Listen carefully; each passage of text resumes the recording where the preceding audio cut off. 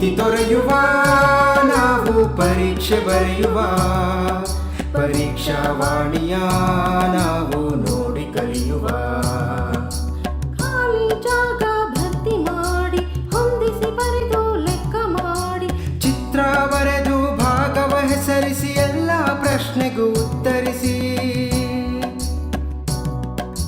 Pass fail ಗೆಲುವು ಸೋಲು ಜೀವನ ಎಲ್ಲಕ್ಕಿಂತ ಮಿಗಿಲು ಅಂಕಗಳೆಂದರೆ ಮೇಲಿನ ತೊಗಟೆ ವಿದ್ಯೆ ಅದರ ಒಳಗಿನ ತಿರುಳು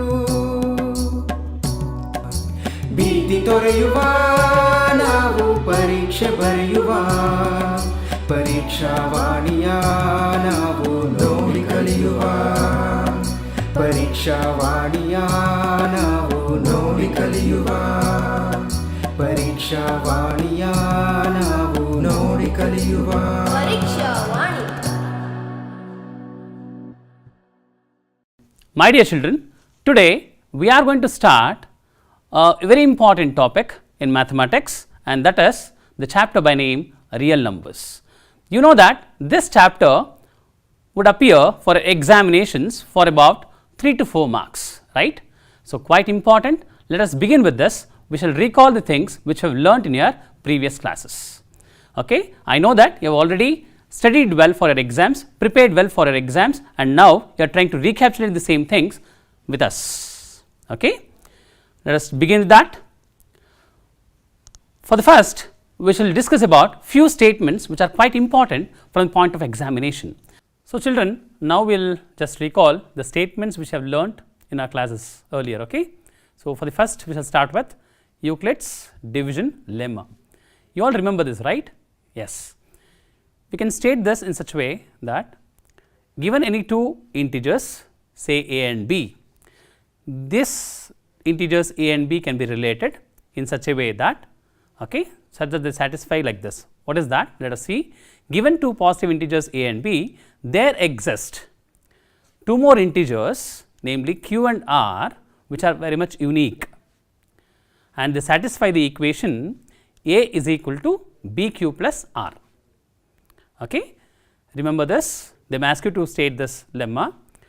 Euclid's division lemma states that given two positive integers a and b, there exist two unique integers q and r satisfying a is equal to bq plus r, where r is less than b and is equal to 0 or greater than 0. Children, you remember this because you have learned this in your earlier classes also. That is, in your primary classes you have learned to verify the division process, right, where you have written like this: dividend is equal to divisor into quotient plus remainder. The same thing is here now. A is the dividend, b is the divisor, q is the quotient, and r is the remainder. Is it clear? Okay. So, this is quite important question which may appear for 1 mark, right. The fundamental theorem of arithmetic, quite very important statement. What does it state actually? It states that every composite number, okay, every composite number can be factorized or it can be expressed by product of primes. Using prime numbers, you can express a composite number.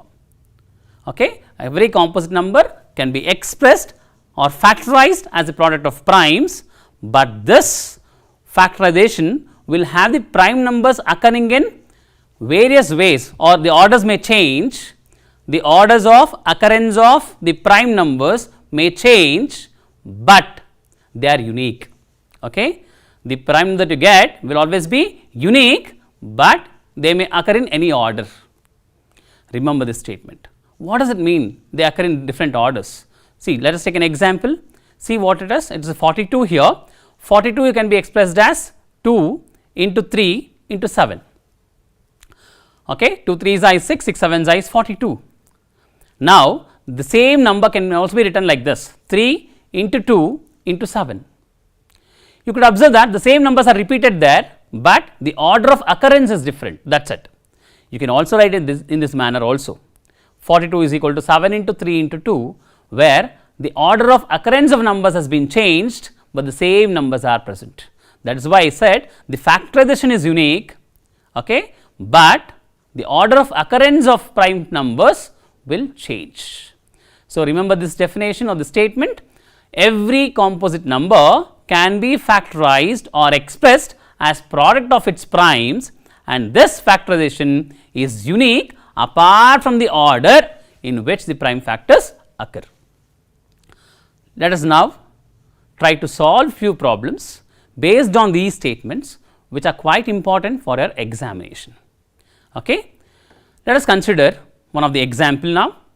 Express 468 as product of its primes. So, you know that 468 is a composite number. You need to express this number as a product of its primes. How do I do that? You go with division, okay, by prime factorization method. Come on, start dividing the number 468 by using prime factors and try to express that in the product of primes. Okay? Let us do that. So, let us consider 468. You know that, remember all the divisibility rules that you learned in 8th standard. Observe the number, the unit place number is 8, where 8 is an even number, which means 468 is divisible by 2. Come on, start dividing it by 2. Go with short division method, do it. So, it is 2 2s are 4, 2 3s are 6 and 2 4s is 8. So, 2 times 234 gives you 468. Now, observe the number, it is 234, again it is a composite number, you can further divide it. 4 is an even number which is present in the units place. Come on, start dividing it by 2. Okay? So, we shall divide it by 2, 2 ones is 2, 2 ones again 2, okay? We will remainder with 1. So, 2 sevens is 14, divide it, you get 117, yes, 217 is 2 times of 117 is 234. Now, divide this by some other number, you should try. Why? Because the unit place is 7, which is an odd number, it is not divisible by 2 now. So, check for the next, which is the next prime number, that is 3. So, does it go by 3? How do I know it? Now, you just add the digits of 117 there. 1 plus 1 is 2 plus 7 is 9. So, we get 9, it is divisible by 3. So, entire number that is 117 is divisible by 3 now. Divided by 3, how much do you get? Yes, you are right, that is 39. Does 39 goes in 3? Yes, it goes in 3. So, 3 13s are is 13 times is 39. So, now I will stop the division here because 13 is a prime number. Now, we will write 468 as product of its primes. So, how do I represent it now? Just write 468, which is equal to 2 into 2 into 3 into 3 into 13. Okay? You got the numbers. Since you have divided by the numbers there 2, 2, 3, 3 and 13, you will express it like this, 2 into 2 into 3 into 3 into 13. Now, I can write this 2 into 2 as 2 square. Observe, how do I write 3 into 3 now? 3 into 3 as 3 square, and later at last 13 can be written as into 13. Okay? It is 13 to the power of 1, so it is 13. So, we came to know that 468 can be expressed as 2 square into 3 square into 13. Clear? We will go with the next kind of problem. Observe, using Euclid's division algorithm, find the HCF of 65 and 117. See, by using Euclid's division algorithm, you need to find the HCF of 65 and 117. How do I do that? So, let us see how to solve this. Okay? Write down the numbers, consider those two numbers 65 and 117. Out of these two numbers, the bigger number is 117. Write 117 here, divided by 65. 65 1 times is 65. So, subtract it. How much do you get? 52. Write down. So, the remainder is 52. We know that A is equal to BQ plus R, where A is the dividend. Here the dividend is 117. B is divisor and B here is 65. Q is the quotient and it is 1, and R is a remainder and it is 52. So, let us express in this way. So, it is 117 is equal to 65 into 1 plus 52. So, 65 times 1 is 65 plus 52 gives you 117. So, it is verified. Now, we shall further divide it until you get 0 as your remainder. Okay. So, what we will do now? We have 52 as the remainder here. Now, 52 will be considered as the divisor, and 65, which was the divisor earlier, now becomes the dividend. Okay. Now, divide 65 by 52. How much do you get? 52, 1 times is 52, subtract it. How much did you get now? Yes, it is 13. Okay. Now, verify algorithm. We will see that 65 was the dividend here, 52 is the divisor, 1 is the quotient, and 13 is the remainder. Now, continue the process. Now, 13 will be the divisor, 52 is the dividend. Now, divide it and get the answer. 13 4 times gives you 52, right. Subtract it, you get 0 as the remainder. Now, verify algorithm. So, 52 can be expressed as 13 times 4 plus 0 the remainder. Now, we have got 0 the remainder, right. Observe this step carefully. When you get 0 as the remainder, so the divisor at that particular step will be considered as the HCF. So, the highest common factor of 65 and 117 is, did you guess? Yes, it is 13. So, remember HCF of 65 and 117 is 13 because 13 was the divisor at the last step when we got the remainder as 0. Okay. Write down and revise it properly for other numbers also, so that this may fetch you marks in your examination. Alright, we shall go to the next kind of question. Okay. Here is the next kind of question that we are going to get in our exams. Okay. Calculate the HCF and the LCM of 42, 48, 56. There are 3 numbers here. One is 42, 48 and 56 by prime factorization method. How do I do that? Come on, start dividing. You know the division method. Start dividing all the 3 numbers, express them as the product of their primes and try to get the solution for HCF as well as for LCM. Let us start. So, first of all, we need to divide 42 by using prime numbers. So, 42 goes by 2, 221 times is 42, right. Next, divide 21 by 3. So, 3 7s is 21, write down. There is no further division process continuing because 7 is a prime number. So, I will stop the division here. We will go with the next number. Before that, we will write 42 as product of its primes. So, see how do we write? So, 42 can be written as 2 into 3 into 7, right. Now, the next number is 48. Write down 48, start dividing it. 48 goes by 2, yes. 224 times is 48. Now, 12 times is 24, right. Now, next you are right, it is 2 6 are 12. So, 6 times is 12. Now, 6 goes by 2 again. So, 2 3 times is 6. Now, we will stop dividing here because 3 is a prime number, and now we will express 48 as product of its primes. Write down 48 can be expressed as 2 into 2 into 2 into 2 into 3, right. This can also be written as 2 raised to the power of 4 into 3, because you can observe that 2 is repeated 4 times. So, I can write it as 2 power 4 into 3. Now, the next number is 56. You have started dividing, right? Come on, do it faster. I will also join with you. 56 can be divided by 2. 228 times is 56. Again can be divided by 2. 214 times is 28. Now, again can be divided by 2. 2 7 times is 14.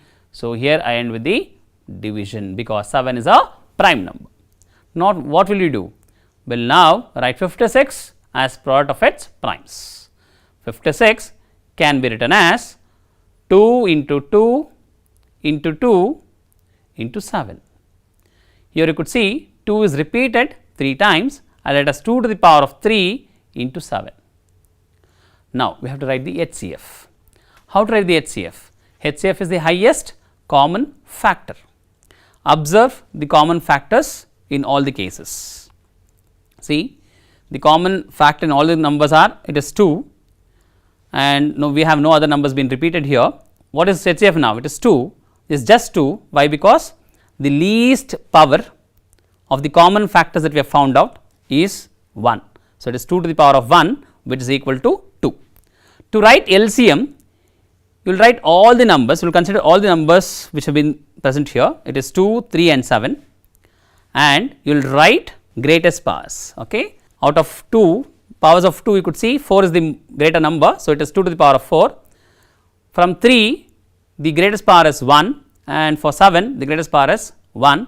So, it is 2 to the power of 4 into 3 into 7 will be the LCM. So, remember, when you are writing HCF, you will take down only the common factors and you write the number with the least power. Whereas, in writing the LCM, you write down all the factors with their greatest powers. Okay? 2 to the power of 4 can be written as 16, and 3 into 7 can be written as 21. So, 16 into 21 gives you 336, and that will be the LCM of these 3 numbers. Is it clear? Now, we shall go to the next kind of problem. We are going to understand regarding the relationship between the 2 positive integers and with their HCF and LCM. So, what is the relation between those two? If I consider any 2 integers, okay, and I go with the product of those 2 integers, what do I get? That will be same as the product of their HCF and their LCM. Okay? The product of HCF and LCM of any 2 integers will be same as product of those 2 integers itself. So, in specific I can write like this. If there are 2 integers like a and b, a into b can be written as HCF of a comma b into LCM of a comma b. Is it clear? Now, we shall move to the next kind of problems based on this relation. Okay? Children, we have learned the relationship between the HCF, LCM and the positive integers, right? We shall use that particular relationship and try to solve this problem. Okay? Let us see the problem now. The HCF and LCM of 2 integers is 6 and 336 respectively. If one of the integer is 42, find the other integer. See, here we require that relationship to solve this problem. What is the relation? Just recall it. Yes, you are right. It is a into b, where these are the 2 integers. The product of these 2 integers will always be equal to what? Yes, it is HCF of those 2 numbers into LCM of the same 2 numbers, right. Now, recall the data which is given there, just observe the data. So, we know one of the integer, that is a, let me take it as a is 42, okay, into b is unknown, write b as it is. Do you know the HCF? Substitute the HCF there, right. Do you know the LCM? Substitute the LCM, okay. Now, I want the value of b to be calculated, write down b on the left hand side, transpose 42 onto the RHS, okay. Simplify this, yes, 42 into 8 gives you 336. So, I can cancel those 2 numbers there. So, now multiply 6 and 8, you get the value for b. Is it not quite simple? So, solve this problem, you can get 1 mark. The problem is like this, okay. Read the question properly, it is a big statement, you need to read the question properly and answer it. So, there is a circular path around a playground. Sonali takes 24 minutes to complete 1 round around the playground, whereas Ravi takes 20 minutes to do the same. If both start together at the same point and moves in the same direction, after how many minutes do they meet at the initial point? This is the question. So, remember, when you are solving statement problems, you need to understand the given data, you have to identify that, and you have to know what is to be calculated. What are they saying here? They said that Sonali is taking about 24 minutes to complete 1 round around the circular path which is present around the playground, whereas the Ravi takes about 20 minutes to do the same work. They have started the same point, they are asking us after how many minutes will they meet again at the same initial point, that is the question. To find what is the time at which they meet again after certain period of time, we need to calculate their LCM of the minutes or the time taken by them. How do we do that? Write down the prime factors of 24. So, how do I write 24? 24 can be written as 8 into 3, 8 can be written as 2 cube. So, it is 2 into 2 into 2 into 3, which is nothing but 2 to the power of 3 into 3. Now, 20 can be expressed as 2 into 2 into 5, because 4 5s is 20. Now, I can write this as 2 raised to power 2 into 5. I said you need to calculate the LCM of 24 and 20. So, LCM, how do you calculate LCM? To find the LCM, find the common numbers here. The number which are common in both 24 and 20 are 2, 3 and 5. Now, observe their powers. For least common multiples, you need to write their highest powers. So, 2 with the highest power is 3.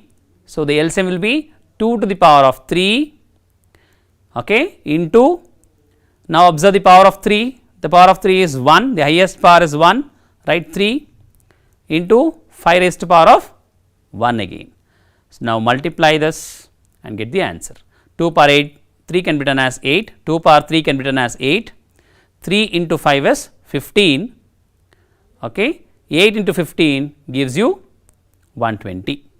So, I came to know that, we came to know that they take about 120 minutes to meet again at the same point. Now, let us go with the next kind of problem in real numbers.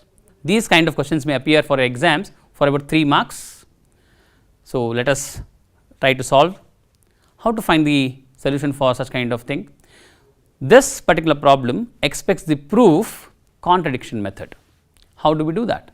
See, they have said that to prove root 5 is an irrational number. So, we will assume that root 5 is rational. Write down, let root 5 be a rational number. So, if root 5 is a rational number, you will be able to express in the form of p by q. Now, write down root 5 is equal to p by q. So, if root 5 is equal to p by q, here p and q are the integers and the HCF of p and q is 1 and q will never be equal to 0. Remember that. To continue with this, we will square on both the sides. On squaring, I get root 5 the whole square is equal to p by q whole square. Simplifying root 5 whole square, I can write it as 5, which is equal to p square by q square. Now, what will you do? We will cross multiply these two. What do you get? We get p square is equal to 5q square. What does it mean? It means that 5 divides p square. You came to know that, because p square is equal to 5q square represents p square is a multiple of 5, which means that 5 will divide p and also divides p square. Now, let us consider p is equal to 5k, where k is an integer. Why did I do this? Because we came to know that p is a multiple of 5. If p is a multiple of 5, it can be expressed as a product of 5 and some other integer. Now, let us substitute this in this equation. In the place of p, I will write as 5k. I get 5k the whole square is equal to 5q square. On simplifying this, you get 25k square is equal to 5q square, which means q square is also divisible by 5, because you get q square is equal to 5k square. Hence, q is divisible by 5, q square is also divisible by 5, and hence q is also divisible by 5, which means that both p and q are no more coprimes, because both p and q are divisible by 5, which means that HCF is 5 now. What was our assumption? Earlier our assumption was that they are coprimes. What? P and q are coprimes and their HCF is 1, but now we can observe that they are no more coprimes and their HCF is now 5. So, this leads to contradiction, and hence I can say that our assumption is wrong. Therefore, I can conclude that root 5 is a rational number. Is it clear? So, this is how we'll go with contradiction method to show that root 5 is an irrational number. Clear, children? Now, we will take one more kind of problem. Prove that 2 root 3 minus 4 is an irrational number. How do we do that? Again by method of contradiction. So, let us first consider that it is a rational number. Now, 2 root 3 minus 4 is equal to p by q, where p and q are both integers. Okay? They both are integers and q should not be equal to 0. Now, what we will do? We will transpose 4 onto the right hand side. How much did you get? 2 root 3 is equal to p by q plus 4. Now, we will simplify by taking LCM. What do you get? 2 root 3 is equal to p plus 4q by q. Transpose it. How much do you get? Root 3 is equal to p plus 4q by 2q. Now, observe carefully. Here we have ended with a contradiction. What is that contradiction here? If you observe on the left hand side, you have root 3, which is an irrational number, whereas on the right hand side, p plus 4q by 2q is in the rational form. See, we have a mathematical statement in which on one side we have an irrational number, on the other side we have the rational number. Okay? This p plus 4q by 2q belongs to q, whereas root 3 does not belong to q, which means that here we have ended with a contradiction, because LHS is a irrational whereas RHS is rational. So, we have ended with a contradiction stating that our assumption is wrong. So, this leads to contradiction. We have to say that our assumption is wrong and end up with the conclusion that 2 root 3 minus 4 is an irrational number. Is it clear? Yes. So, follow the procedure properly, you can solve any sort of problem given in such way. Okay? Now, we shall go with the next kind of problem. Here is the question like this: check whether the decimal expansion of the following numbers are terminating or non-terminating. If they are terminating, write their decimal expansions. Children, this kind of questions may appear for 1 mark. They may give you 4 different set of numbers and they may ask you which of the following is a terminating one. How do I know that without dividing it? So, you should not divide, you should not go with the actual division. Without actual division, you need to answer it. How do I do that? It is quite impossible, right? No, it is possible, you know that. You have already learnt it in your previous classes, right? We will just recall it and say how to decide it now. Okay? We will go with the problem. We have been given with 2 problems here, right? The first one is 23 divided by 2 to the power of 3 into 5 to the power of 2. On just observing this particular number, by observing its denominator, you can decide whether it is terminating or non-terminating. How? See the denominator, it is the form 2 raised to power 3 into 5 raised to power 2. We know that any number with its denominator in the form 2 raised to power of m into 5 raised to power of n will always be a terminating decimal. Since it is a terminating decimal, okay, since this is a terminating decimal, you have to write its decimal expansion. Let us see how to do that. So, we have considered 23 divided by 2 to the power of 3 into 5 raised to power of 2. To write its decimal expansion, what we will do? Observe the powers in the denominator. 2 was raised to power 3, whereas 5 raised to power 2. We will try to express 5 to the power of 2 as 5 to the power of 3 by multiplying it by 5. If you multiply denominator by 5, you have to multiply numerator also by 5. 5 to the numerator, 5 to the denominator has been multiplied here. On multiplying this, how do we write this next? We write it as 23 into 5 divided by 2 raised to power of 3 into 5 raised to power of 3. What next? By using law of exponents, we will write 2 power 3 into 5 power 3 as 2 into 5 whole to the power of 3. Okay? Come on, write that. And also multiply 23 and 5. How much did you get? It is 115. So, we get 115 divided by 2 into 5 whole to the power of 3. Now, multiply 2 and 5. How much did you get? 2 5 times is 10. So, it is 10 to the power of 3. Okay. Next, what will you do? 115 divided by 1000. So, 115 by 1000 can be expressed as 0.115. So, this is the decimal expansion. Why did we write this? You have to know this clue. Remember, the denominators of the form 2 power m into 5 power n. Hence, the decimal expansion was terminating here. Hence, we did this process and we have ended with an answer that it is 0.115. Is that clear? We shall go with the next one. We will try the next problem. The second question was like this, right? 77 divided by 210. This rational number is not in its simplest form, which means that there might exist some other common factor for these two numbers. So, first of all, we need to bring them into the simplest form. Then we have to check whether it is a terminating or a non-terminating decimal. Okay.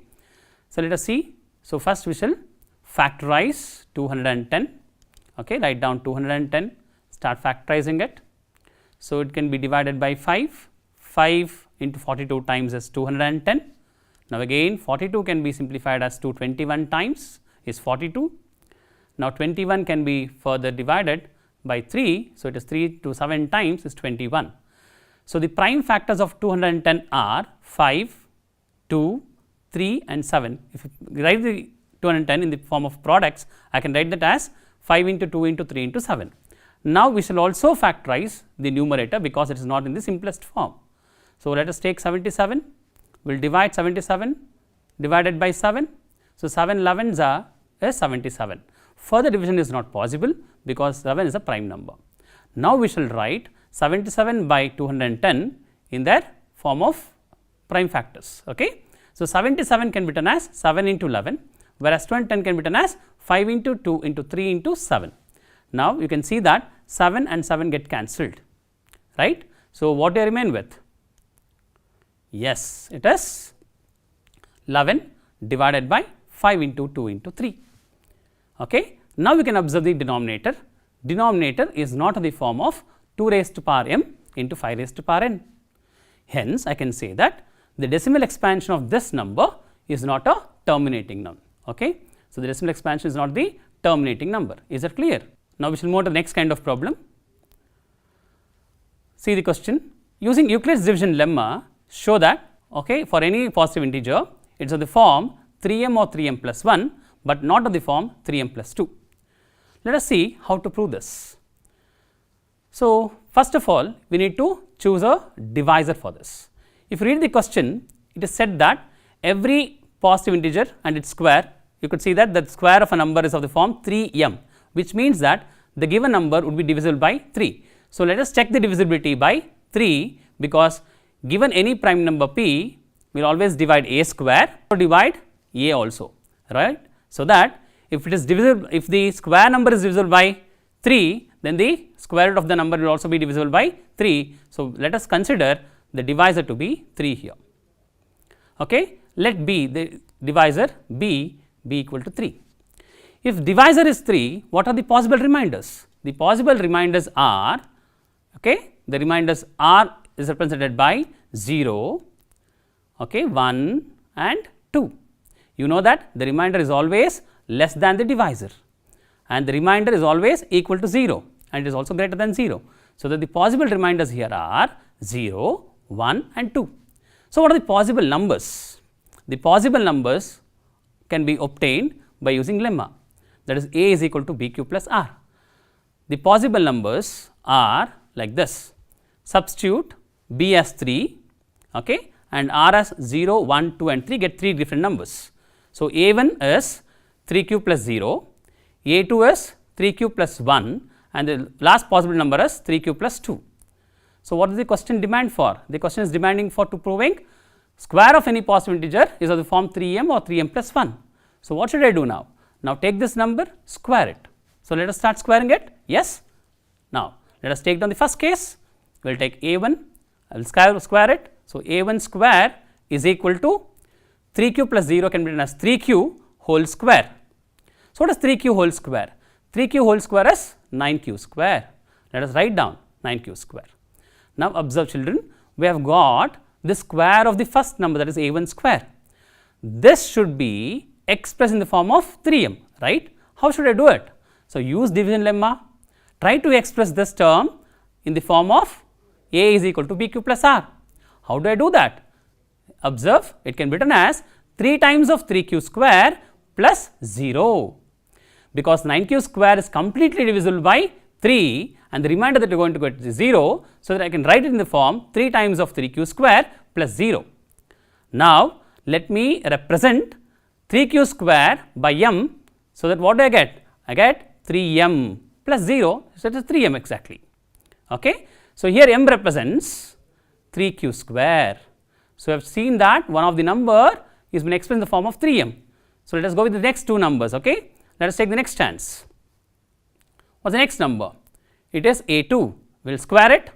So, a2 square will be equal to 3q plus 1 the whole square. It is a binomial term. You will have to expand it. How do I do it? We know a plus b whole square form. Remember, a plus b whole square is equal to a square plus 2ab plus b square, right? Now, expand this in that way. How do I do that? Observe, I can write it as 3q the whole square plus 2 times of 3q into 1 plus 1 square. Now, this can be rewritten as 9q square plus 6q plus 1, or this particular expression must be expressed in the form of A is equal to BQ plus R using lemma. Observe how to do that. You know that every square number is divisible by 3, so that this number should be expressed as the product of 3 into something. So, let us do that. So, 3 times of, I can write this like this, 3 times of 3q square plus 2q plus 1, where here the 1 represents the remainder. 3 times of 3q square plus 2q, here 3q square plus 2q represents the quotient and 3 is the divisor. Okay. So, I can write this in this form.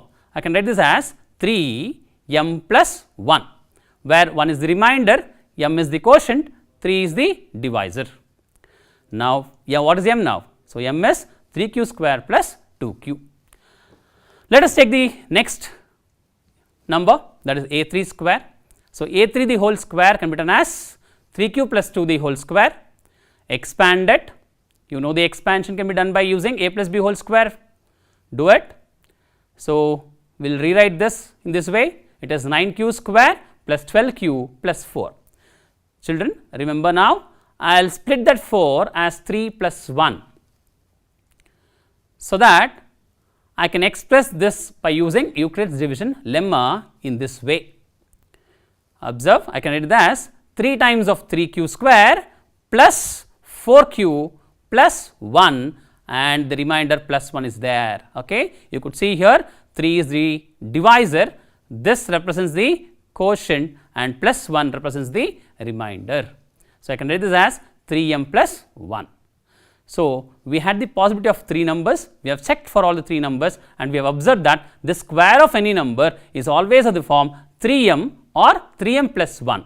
Okay. It can never be expressed in the form of 3m plus 2. So, these are the only possible cases. Any square number can be expressed in the form of 3m or 3m plus 1. We have tried to solve all kinds of problems which are there in the chapter real numbers. Okay. You have come to know all the methods of solving such kind of problems. So, the children, remember, you need to practice well on these kind of problems with different numbers. Okay. Method is same, it is quite easy, you can easily answer those questions. So, better try to practice more and more number of questions based on same kind, you may succeed in your examinations. Okay. Let us recapitulate what all we have learnt today. For the first, we learnt about the Euclid's algorithm, okay, Euclid's division algorithm. The next was the fundamental theorem of arithmetic. The next we came to know the relationship between the HCF, LCM and the integers, and lastly we came to know about the irrational numbers. So, these were the 4 different concepts that we have learnt in this chapter and the problems based on the same. So, better practice all the sums from your textbook also along with the illustrative examples, so that you will succeed in your examinations. Okay. Thank you, children.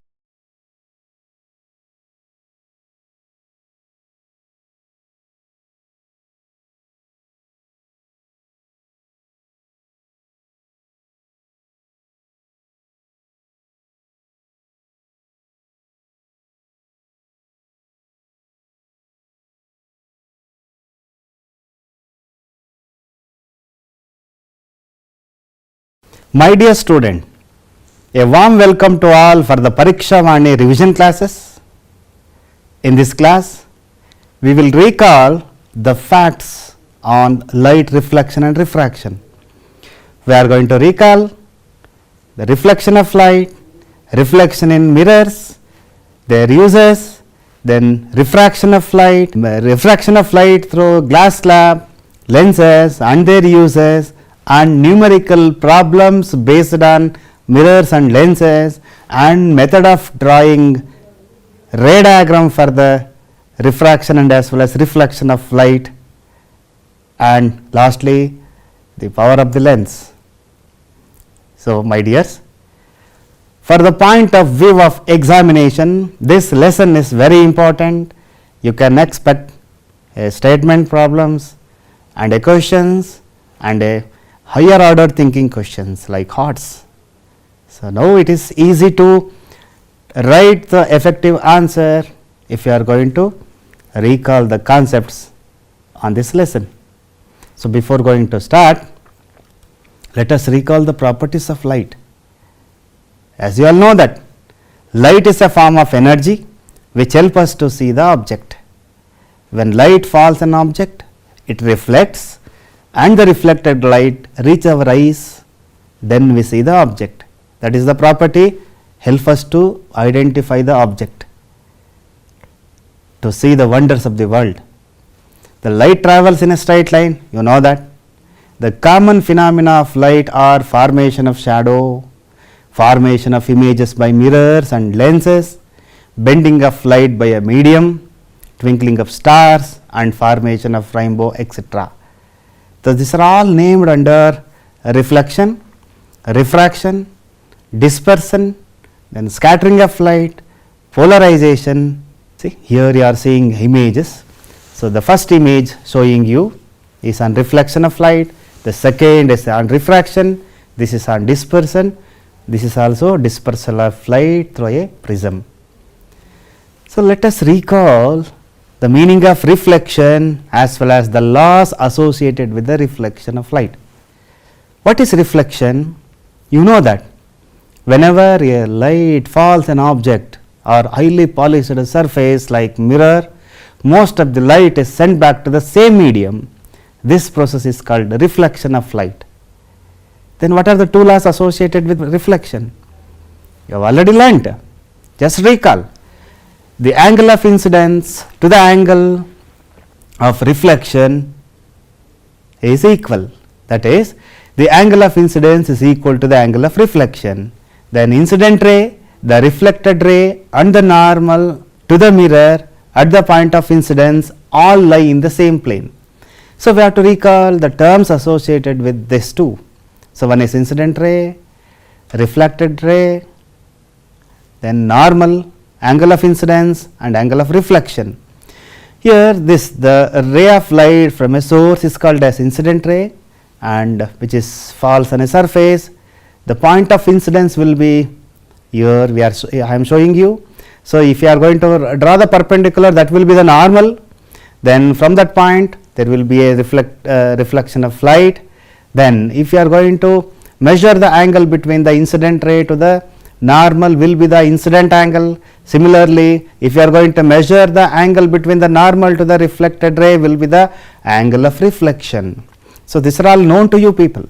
So, you have to practice, you have to recall again. Now, let us come to the mirrors, the plane mirror as well as curved mirrors. You know that a plane mirror, how the image is formed in the plane mirror and where it is going to be used, all those things are known to you people. So, just recall the properties of the image formed in the plane mirror. The first is the image is erect. Erect means a straight image will be formed. The image is same size as the object.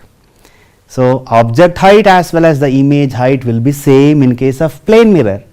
The image is at the same distance from the mirror as the object is in front of it. As we move away from the mirror, our image will be, move back to the mirror, it is a known thing. Then The image is virtual, that is cannot be obtained on the screen. That is what we call virtual image. What is real image? Which is possible to cut on the screen will be the real image, and if it is not, that is virtual image. The image is laterally inverted. What is meant by laterally inverted? ಉಲ್ಟಾ ಕಾಣೋದು. S, ನಾವು ಬಲಗೈನ ತೋರಿಸಿದ್ರೆ ಮಿರರ್ಗೆ ನಮಗಲ್ಲಿ ಕಾಣುವಂತಹ image ಎಡಗೈನ image ಥರ ಕಾಣುತ್ತೆ. ನಿಮಗಿದೆಲ್ಲ ಗೊತ್ತಿದೆ ಯಾಕೆ ಹೀಗಾಗುತ್ತೆ ಅಂತ. That is what we call the one of the property of the plane mirror, lateral inversion. So that is why we are going to write the ambulance letter in a reverse manner. ಉಲ್ಟಾಗಿ ಬರಿತೀವಿ, ಹೌದಲ್ವಾ? Ambulance ಅನ್ನೋದು ಎಲ್ಲ ನಿಮ್ಗೆ ನೆನಪಿದೆ. Let us come to the spherical mirrors. What are spherical mirrors? You know about plane mirror. It is having a plane surface, a plane and polyester surface. What about spherical mirror? If it is curved, then it is a spherical mirror. Or if the mirror is a part of the curved surface or a sphere, will be the spherical mirror. A spherical mirror is a curved mirror which is a part of hollow sphere. A spherical mirrors are two types based on their curvature as well as the reflecting surface. So one is concave mirror and one is convex mirror. So here I am showing you a spoon. So it helps us to identify concave mirror as well as convex mirror. If the reflecting surface is bulged inward or curved inward, will be a concave mirror. So if it is curved outward, will be a convex mirror. You know that concave mirror converges rays of light and convex mirror diverges the rays of light. Here you are seeing, see here the point of convergence you are seeing, here it is the divergence you are seeing in the both the picture. So one is indicating concave and another is indicating convex mirror. Let us understand the term which is associated with the spherical mirror. Here we have represented C, F, P and all. What is C? C is center of curvature. So if you are going to extend this curve, we will get a sphere, a hollow sphere. So there is a center for that sphere, that is what we call center of curvature, represented by the letter C. Then reflected rays from the concave mirror will be converges at a point what we call principal focus. Then it is the center of the pole, the center of the curvature will be the center of pole, or which is represented by P, or pole of the mirror. Then the distance between F and P will be the focal length. Then what is the relationship between this radius of curvature to the focal length? Means radius of curvature is always twice the focal length, that is R is equal to 2F.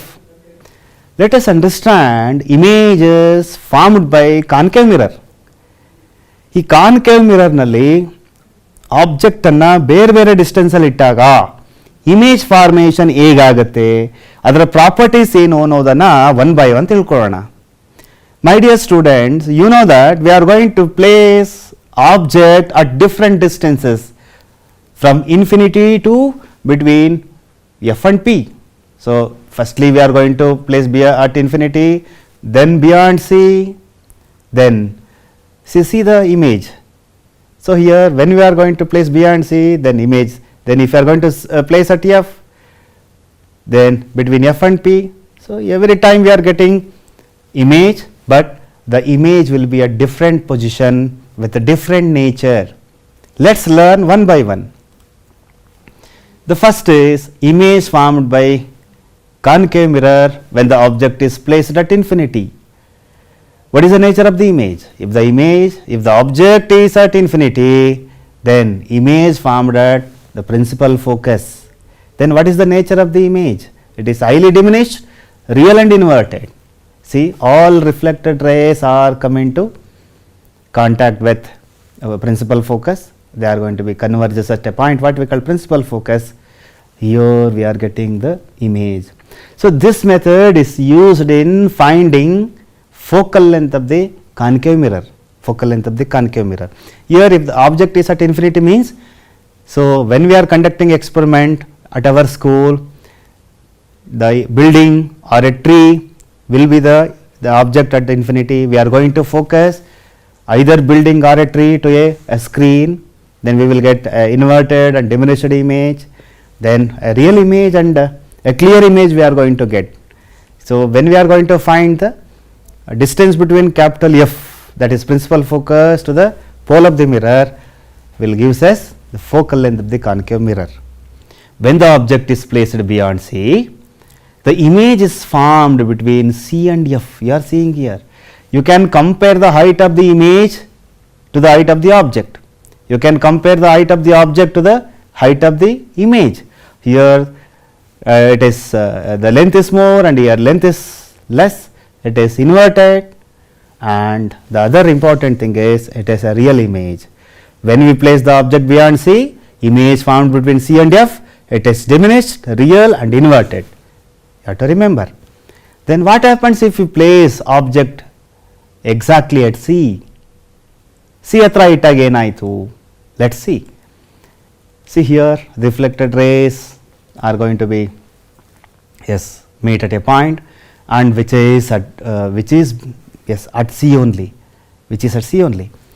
See here, compare the height of the object to the image, it is same size, inverted and real. When we place the object at C, we will get image at C only. Then what happens if we place between C and F? Here we are going to get the image beyond C. So, when if we compare the height of the object to the image height will be more when compared to the object, that is enlarged image we are getting. Here also it is inverted, real. Then what happens if we place at F? When we place it at infinity, then image formed will be at F. When we place the object at F, the image formed will be at infinity. Then what is the other two natures of the image?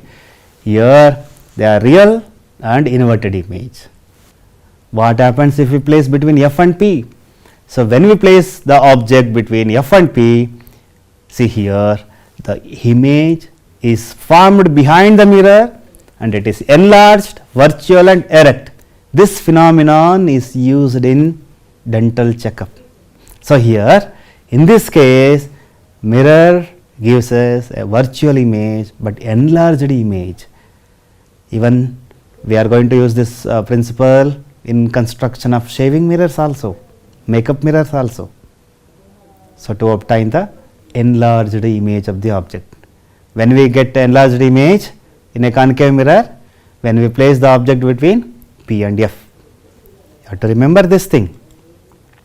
See, again I am showing you all ray diagrams. You have to practice this ray diagrams for the point of examination, and while practicing this ray diagrams, you should consider some important things. Which are those? The ray, the object, position of the object, the ray which is parallel to the principal axis, and reflected ray, the ray which is going to be passes through principal focus F, the ray which is going to be passes through center of curvature. So, these are some important aspects you have to consider, you have to remember while drawing this ray diagrams. Now, come to the image formed by a convex mirror. So, here we are going to place object in two different positions. One is at infinity and another is from a particular distance from a mirror. In both the cases we are going to get a virtual image, a diminished image. Here the object is at infinity. So, here we are getting at principal focus. So, that is when we are going to be draw back the reflected ray, we will get the principal focus in case of convex mirror. So, in second case, here the object is placed some distance from a distance from the convex mirror. Here the image is diminished and virtual. So, this principle which is involved in the construction of rear view mirrors of the vehicle. Let us go to the next topic, uses of spherical mirrors. The firstly, concave mirrors. As you all know, the uses of concave mirrors. Concave mirrors are used in torches, searchlight and headlights of vehicles to get parallel beam of light. They are used as shaving mirrors to see larger image of the face. They are used by dentists to see larger image of the teeth. The large concave mirrors are used to concentrate sunlight to produce heat in solar furnaces. So, here in this case, the concept of convergence of light, which is going to be utilized to heat the water in a solar furnace. Because of high density of solar light, we are going to produce heat. That heat is going to be used for heating of water. See, here you are seeing some pictures. So, this is a torch, which is you know that we will get a parallel beam of light because of the concave mirror which is used inside it. A searchlight, then headlights of the vehicle, then shaving mirror, then which is used in dental checkup. Here you are seeing the enlarged image. So, when the object is placed between F and P, you will get enlarged image like this. So, here you can see the small variations and the problems of the teeth with the help of the concave mirror. Here solar furnace you are seeing. Let us come to the convex mirrors. Convex, you know that convex mirrors are used as a rear view mirrors. Why it is used so? Convex mirrors give us a erect and diminished image of the objects. They also have a wider field view than plane mirrors. So, that is why instead of plane mirrors, we are going to use convex mirror. Plane mirrors are not used as a rear view mirror because they are not having the wider field view. It will not give us. So, you are seeing an image over here. See here, it is a rear view mirror. See how the wider field view you are seeing here. So, new Cartesian sign convention for spherical mirrors. So, to solve the problems based on the mirrors, we have to know this. We have to know the sign convention, then only it is possible to obtain the correct answer. So, here the object height is given, which is towards y axis, positive side of the y axis, that is why height of the object always positive. Then object is placed on the x axis, negative part of the x axis, that is why object distance is negative, height is positive, but object distance is negative from the pole of the mirror. Here image is formed. In all the cases you have seen, image is formed in the third quadrant. When the object is placed in second quadrant, it is towards negative part of the y axis. Here in this case, the height of the image will be a negative and the distance of the image will be negative. See, now it is easy to understand. So, negative part of the x axis, positive part of the y axis, negative part of the y axis, then positive part of the x axis. Your object as well as image in the negative part of the x axis, that is why v and u value will be minus. Then height here, height of the object is positive, height of the image is negative because of this towards y axis, negative part of the y axis. See, it is this table help you people to take the proper sign while substituting the values for the formula. So, I have given both concave mirror and for convex lens, here u value. See here the sign, u and v value negative, height is positive and height of the image will be negative in case of lens. So, here u will be negative and v will be positive because it is another part of the x axis, it is towards the right side of the x axis, and height of the object is positive and height of the image will be negative because it comes to the fourth quadrant, it is towards the negative part of the y axis. So, this is easy, you can remember easily. Now, let us see the mirror formula as well as the magnification formula. So, mirror formula 1 over f is equal to 1 over v plus 1 over u, then magnification which is given by height of the image to the height of the object, or m is equal to h dash by h, and also it is going to be calculated by taking the ratio of image distance to the object distance with a negative sign, m is equal to minus v by u. So, when we are using mirror formula, so we are going to take positive sign over here negative sign. Please keep this in mind. My dear students, feeling easier? Are you recalling all these concepts? Shall I continue next? Okay, let us go to the refraction of light. You have recalled all the phenomena which is going to be taken place under reflection of light. So now we are seeing another important property of the light, that is refraction of light. Then what is refraction? Refraction is nothing but whenever a light is traveling from one medium to the another medium with different densities, it is going to be bent. This phenomena is called refraction of light. So that is when light ray travels obliquely from one transparent medium to another, it gets bent. This bending of light is called refraction of light. So during this refraction, we have to notice two important things. So that is, what happens when the ray of light entering from rarer medium to denser medium? What happens when ray of light entering from a denser medium to a rarer medium? Let us see. When ray of light from a rarer medium to a denser medium, it bends towards the normal. When ray of light traveling from a rarer medium to denser medium, it is going to be bent towards the normal. So here you are seeing here, it is a rarer medium. Rarer medium means medium with lower density, denser medium with higher density. So when compared to air and water, the density of water is more, that is why it is denser medium. Air density is lesser when compared to water, that is why it is rarer medium.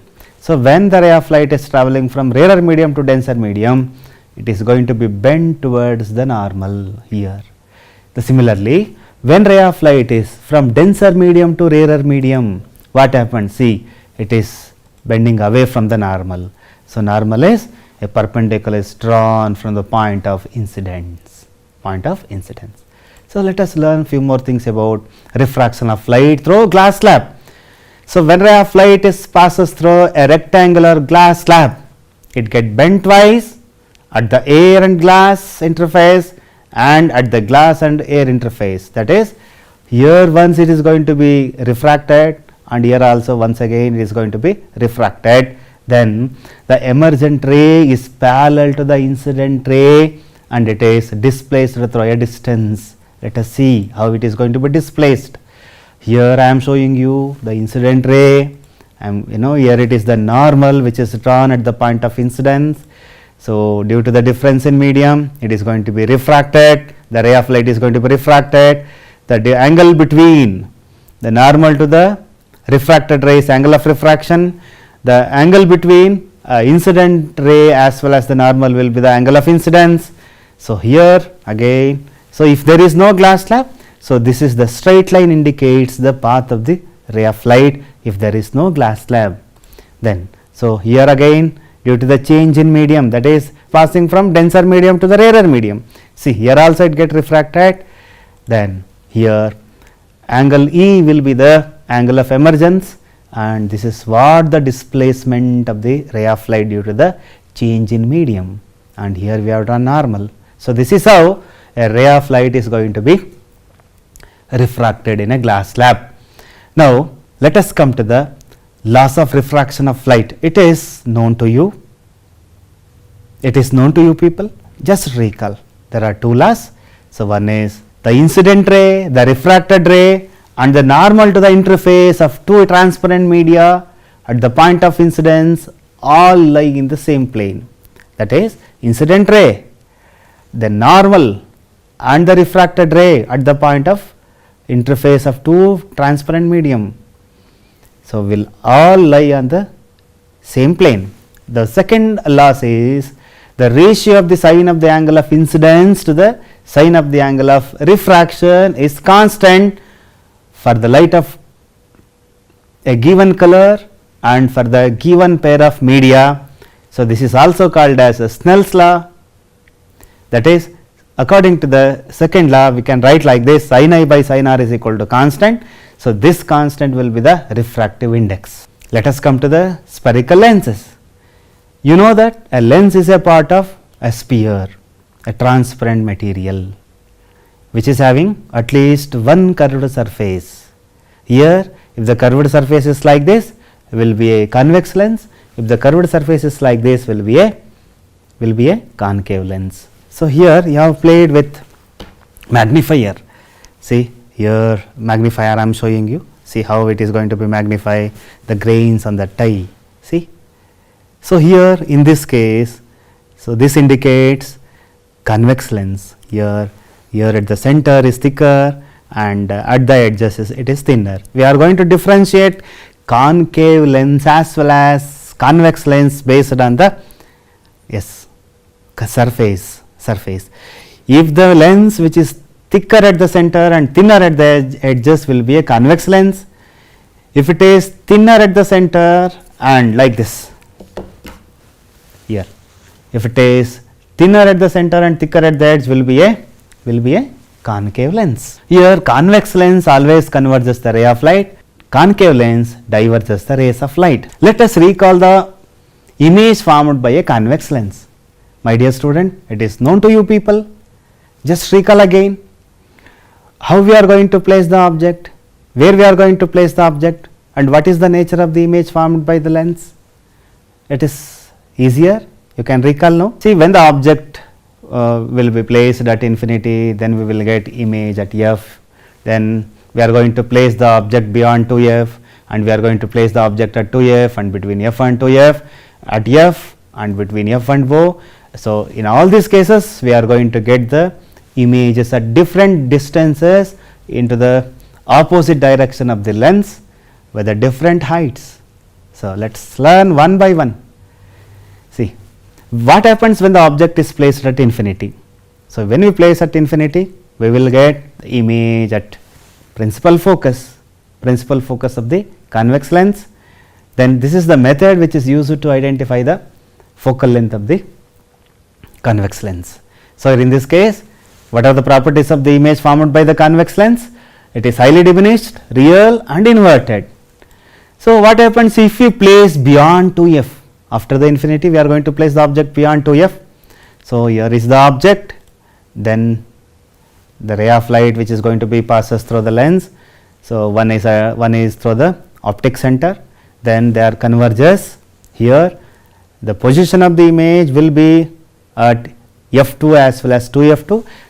Compare the height of the object to the image, it is diminished, right, because height is the height is bigger when compared to this.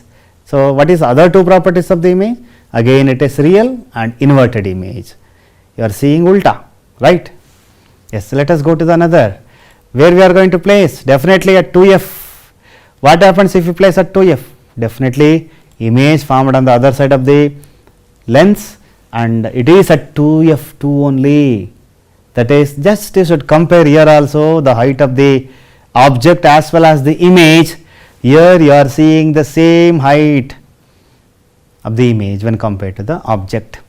Here when we place the object at 2f, image will be formed at 2f only. Then what are the other two property? It is real as well as inverted. So, when we place between f and 2f, definitely image formation beyond 2f, here the image is larger, is it not? Yes, it is enlarged image and real image and inverted image we are going to obtain from this case. Then what happens if we place it at f? So, when the object is at infinity, we are going to get the image at f. If the object is at f, we are going to get the image at infinity. It is also real and inverted. And lastly, we are going to place between f and o. So, in this case, we are going to get the image at the same side of the lens. It is enlarged, virtual and erect image we are going to see. It is enlarged, virtual and erect image. So, my dear student, for the point of view of examination, you have to practice all these diagrams. Let us come to the image formed by a concave lens. Here we are going to place the object in two different places. One is at infinity. When we are going to place at infinity, the image will going to be diverged. Draw back the diverted rays. We will get a point on the principal axis, that is what we call principal focus. That will be the distance between f and o will be the focal length of the concave lens. Then we are going to, if we are going to place some distance from the concave lens, the object will be formed between f and o. It is diminished and erect and a virtual image. Both of the cases we are going to get a virtual image. So, this is the sign convention you have to again recall to solve the problem. So it is, I have shown you already, it is known to you, height positive, your object distance is negative, image distance is positive, then height of the image will be negative because it is downwards. So just remember all these things. Now come to the lens formula. So lens formula is 1 over f is equal to 1 over v minus 1 over u, where f is focal length, v is image distance, u is object distance, and magnification is going to be calculated with the help of height of the image to the height of the object. By taking the ratio of these two things, we will get magnification, that is also represented by m is equal to h dash by h, then which is also going to be calculated by taking the ratio of image distance to the object distance. Here the sign is negative, here the sign is positive. It is just quite reverse when compared to the mirror formula. Let us solve a problem using lens formula. My dear student, read the question and note down the data which is given in the question. The data which is given are image distance v, that is minus 10 centimeter. The focal length is given, that is 15 centimeter. Here f is minus 15 because of it is a concave lens. Then object distance we have to calculate, that is u is equal to question mark, formula mirror formula, lens formula we are using, 1 over f is equal to 1 over v minus 1 over u. So substitute the value of f, that is minus 15, v is minus 10, and you have to calculate. Then after the simplification, after transposing this u to the left hand side and by taking minus 1 over 15 to the right hand side, we will get like this, 1 over minus 10 minus 1 over minus 15. So then after further simplification, 1 over u is equal to minus 1 over 10. So this is minus into minus becomes plus, plus 1 over 15. Then LCM for 10 and 15 is 30. Then numerator becomes minus 3 and plus 2. Then after further simplification, 1 over u is equal to minus 1 by 30. After taking reciprocal for u, that is u is equal to minus 30 centimeter. This means that the object distance is minus 30 centimeter, and the magnification is going to be calculated by using formula v by u. So v value is minus 10 which is given in the data, and u value is minus 30 centimeter we have calculated now. Then cancel minus and minus sign, 0 and 0, we will get 1 over 3. Then how to interpret the answer? It is very simple. The positive sign shows that image is erect and virtual, and the image is 1/3 of the size of the object. That means here we are getting a diminished image since it is a concave lens. Now come to the very important part of the lesson, that is power of the lens. You know that, my dear student, power of lens is going to be calculated by taking the reciprocal of the focal length, that is power of the lens is the reciprocal of its focal length, that is which is in meter. The value should be in meters, that is P is equal to 1 over f. The SI unit of power is diopter, which is going to be denoted by capital letter D. 1 diopter is the power of a lens whose focal length is 1 meter. Then the power of a convex lens is positive and power of a concave lens is always negative. So you know that the marking of plus 2D, plus 3D, plus 5D, similarly minus 5D, minus 3D, minus 2D, like this. So this is how we are going to represent the power of the concave lens as well as convex lens. So this is very important in the correction of short sightedness as well as long sightedness. You have learnt in the lesson human eye and colorful world. Just remember it. My dear students, I hope all of you have recalled well and you are capable to answer for any questions which is going to be appear from this lesson. Maybe a question, or maybe a numerical problem, or maybe application level question, whatever it may be. Definitely you can write a perfect answer, and I request you to keep on studying, and please again go through the textbook, identify the important points there, underline them and make a small note, and again I suggest you to prepare well. Wish you all the best.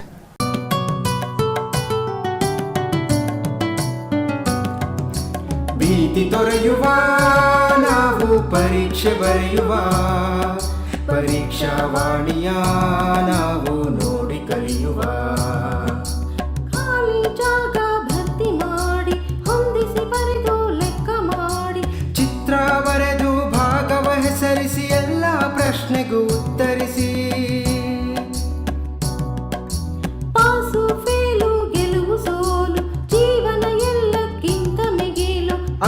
ಪದಗಳೆಂದರೆ ಮೇಲಿನ ತೊಗಟೆ, ವಿದ್ಯೆ ಅದರ ಒಳಗಿನ ತಿರುಳು. ಭೀತಿ ತೊರೆಯುವ ನಾವು ಪರೀಕ್ಷೆ ಬರೆಯುವ, ಪರೀಕ್ಷಾವಾಣಿಯ ನಾವು ನೋಡಿ ಕಲಿಯುವ, ಪರೀಕ್ಷಾವಾಣಿಯ ನಾವು ನೋಡಿ ಕಲಿಯುವ, ಪರೀಕ್ಷಾವಾಣಿಯ ನಾವು ನೋಡಿ ಕಲಿಯುವ. ಪರೀಕ್ಷಾವಾಣಿ